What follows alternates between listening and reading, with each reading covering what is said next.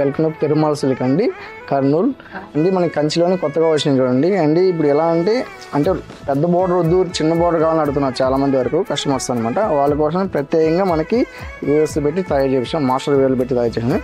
పైన చిన్న బోర్డర్ వస్తుందండి, కింద పెద్ద బోర్డర్ అని మీడియం బోర్డర్ అనమాట. శారీ అంతా సిల్వర్ వచ్చేస్తుంది.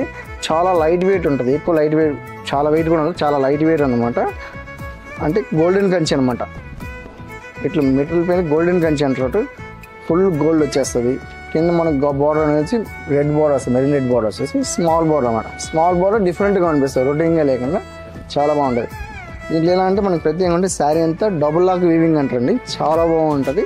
అంటే కస్టమర్స్ మనకి వెనకాల బ్యాక్ సైడ్ తగులుకుంటుంది, పోగులు వచ్చేస్తాను వాళ్ళ కోసమే మనం ప్రత్యేకంగా వ్యూవర్స్ పెట్టి తయారు చేయించామండి.